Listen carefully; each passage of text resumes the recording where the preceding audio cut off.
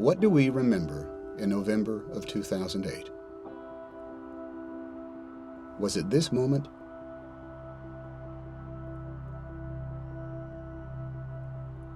Or this? This is an economy right now that can't find the bottom of bad news. 10 years of saving completely gone, vanished, poof. Watching the Dow Industrial Average has been like watching the heart monitor on a critically ill patient. How do we understand this president and his time in office? Do we look at the day's headlines, or do we remember what we as a country have been through?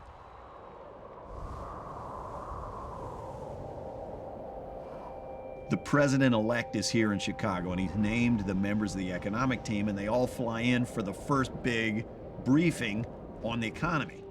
Many of the leading financial figures of the world are taking the subway in from the airport and traipsing through the snow to get to the transition office. There was a screen set up for slides, but we might as well have been showing a horror movie because what was described in that meeting was an economic crisis beyond anything anybody had imagined. You had people telling you that the auto industry was literally days from collapse. The financial sector, kind of the heart that pumps blood into the economy, was frozen up and in cardiac arrest. The 6 months surrounding January 2009 is the worst 6 months ever that we ever had in the data. It was the biggest crash of household wealth that we've ever had in the United States. Christy Romer, the incoming head of the Council of Economic Advisors, said, "Mr. President, this will be as deep as anything we've experienced since the Great Depression, and millions of people are going to lose their jobs." Tim Geithner, the incoming Treasury Secretary, said the financial system's locked up, and Mr. President, it could collapse. And then Peter Orszag, the budget director, was the cleanup hitter and said this is going to add trillions of dollars to our debt. All I was thinking at that moment was, could we get a recount? Not since the days of Franklin Roosevelt had so much fallen on the shoulders of one president. And when he faced his country, who looked to him for answers, he would not dwell in blame or dreamy idealism. Our time of standing pat, of protecting narrow interests and putting off unpleasant decisions, that time has surely passed. Starting today, we must begin again the work of remaking America. As president, the tough decisions that he would make would not only determine the course of the nation, they'd reveal the character of the man. The first decision, where to begin. Which is 1, which is 2, which is 3, which is 4, which is 5? Where do you start? What I love about the guy, he says, we're going to do them all. Because we got to do them all, we don't have a choice to pick. He acted quickly with the Recovery Act, giving help where it was most urgently needed. The country had been hemorrhaging jobs. More than 3.5 million lost in the 6 months before he took office. Middle-class jobs and economic security were vanishing. The funding would keep teachers in the classroom, cops on the street, and first responders ready. And for those who were hurting, small business incentives, tax cuts for the middle class, and job training. Building bridges, highways, and infrastructure, laying the groundwork for a new economy and restoring the possibility of growth. But another immediate crisis confronted the president. Auto executives had asked for another bailout, and there was pressure to act. Tonight, a top GM executive warned, without help, the company will default. There is no plan B. If the auto industry goes down, what happens to America's manufacturing base? What happens to jobs in America? What happens to the whole Midwest? If you closed all these car dealerships and you killed all these auto parts suppliers, people have no earthly idea what would have happened not only to the economy, but to our self-image. You know, a lot of conventional wisdom wanted to do what Mitt Romney did. Let it go. can't be saved. Why put good money after bad? Everybody, Democrats, Republicans, I mean, it was overwhelming. Look at the polling number. Do not rescue the automobile industry. The president faced a real risk either way he went. He fails to invest in the auto industry. It implodes, the economy goes further down, and blood is on his hands. The president invests, and the auto industry just can't pull it out. That's on the president's hands as well. But he knew who it would hurt the most, and how devastating the loss of a job can be to an entire family. My grandparents taught me that a job is about more than just a paycheck. They grew up during the Depression, so they'd tell me about seeing their fathers or their uncles losing jobs. Even if you've got a strong spirit, if you're out of work for a long time, it can wear you down. He decided to intervene. But in exchange for help, the president would demand action. The Bush administration had given the car companies $13 billion, and the money was now gone. He didn't just give the car companies the money, and he didn't give the UAW the money. He said, you guys got to work together and come up, and everybody's got to have some skin in the game here. You got to modernize the automobile industry. So don't bet against the American worker. Don't bet against the American people. We are coming back. Because of the tough choices the president made, the stage was set for a resurgent U.S. auto industry. And it wouldn't be the last time this president would face a crisis that others would rather avoid. One of the most worrisome problems facing Americans these days is the cost of health care and the rate at which it has increased. It had been an issue that both parties had struggled with for more than 3 generations. This is a huge economic issue because we spend 17.5% of our income on health care. No other big, wealthy country spends more than 11.8%, and almost all of them have better results than we do. Healthcare costs had been rising 3 times the rate of inflation, crushing family budgets and choking business. And he knew that he couldn't fix the economy if he didn't fix healthcare. And he wanted to bring Washington together to share the tough decisions.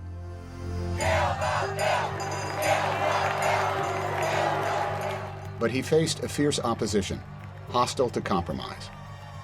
It'll be a cold day in hell before he socializes my country. After months of negotiation, it was unclear whether he could get the necessary votes. Some advised him to settle. He could still claim victory if he accepted less. I regularly told him, look, you don't have to spill this much political blood.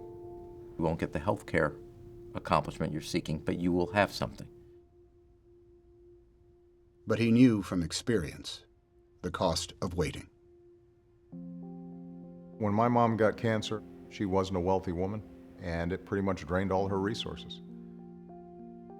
She developed ovarian cancer, never really had good, consistent insurance. That's a tough thing to deal with, watching your mother die of something that could have been prevented. I don't think he wants to see anyone go through that. And he remembered the millions of families like his who feel the pressure of rising costs and the fear of being denied or dropped from coverage. When you hear people saying that this isn't the right time, when you hear people more worried about the politics of it than what's right and what's wrong, I want you to think about the millions of people all across this country who are looking for some help. And when the votes were counted, that help would come. The bill is passed.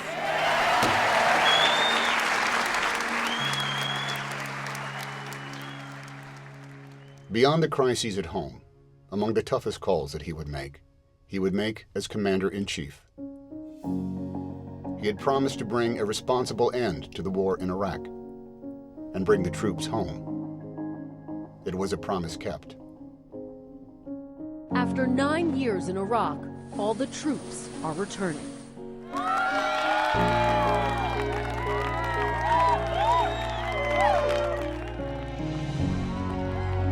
welcome home. Welcome home. Welcome home.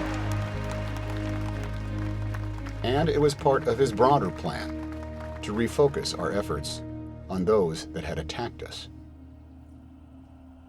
Intelligence reports locating Osama bin Laden were promising, but inconclusive, and there was internal debate as to what the president should do. We sat down in the Situation Room. The entire national security apparatus was in that room. The president turns to every principal in the room, every secretary. What do you recommend I do? And they say, well, 49% chance he's there, 51. It's a close call, Mr. President. As he walked out the room, it dawned on me, he's all alone. This is his decision. If he was wrong, his presidency was done. Over.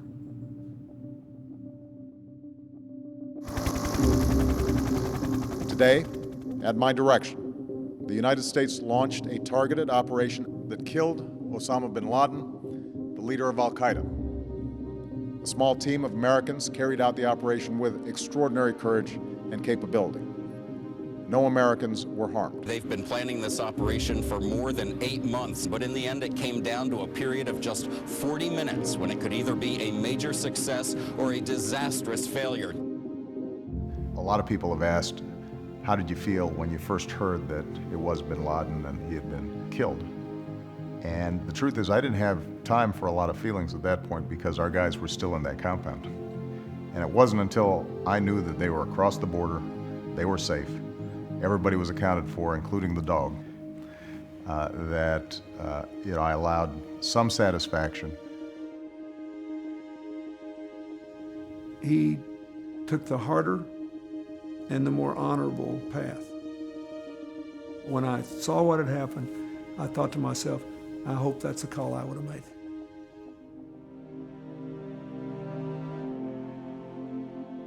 It was the ultimate test of leadership. A victory for our nation. And there would be many others. His satisfaction, not in Washington, but with the millions of families who would feel for the first time the security of coverage. 2.5 million young adults now have coverage. 17 million kids could no longer be denied for pre-existing conditions. He expanded drug discounts for seniors. And with the Patient's Bill of Rights, Americans no longer will see their coverage dropped or capped when illness strikes. He restored science to its rightful place. He announced historic new mileage standards that will reduce oil imports. And the country is now on track to double production from renewables. Raising expectations in our schools with higher standards in 46 states. He reformed the student loan system, shifting billions in subsidies from banks and middlemen to millions of young Americans. Cracking down on credit card companies and mortgage lenders so the American people would never have to bail out Wall Street again. And when Washington stalled, he would take action, protecting everyday Americans from predatory lenders. And I'm not going to stand by while a minority in the Senate puts party ideology ahead of the people that we were elected to serve. Not at this make or break moment for middle-class Americans. They changed the way the world sees us.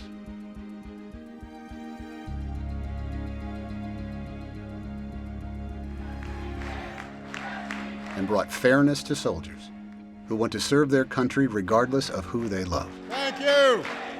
Yes, we did. And a landmark law so that a woman who does the same job as a man can get the same pay. We will make sure that our daughters have the same rights, the same chances, and the same freedoms to pursue their dreams as our sons. Judge Sotomayor, are you prepared to take the oath? I am. He placed 2 experienced jurists on the Supreme Court. And while the economic crisis proved to be more severe than experts had predicted, Month by month, there was progress. Over 3.5 million private sector jobs in 2 years. And welcome news from Detroit.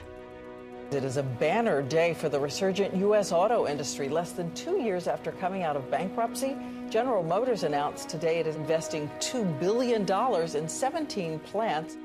With business booming, they repaid their loans. Tonight, General Motors is once again #1 in sales worldwide.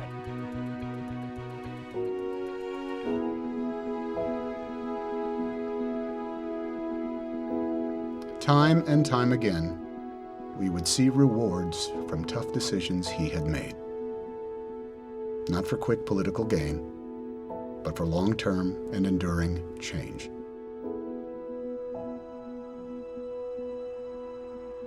So when we remember this moment and consider this president, then and now,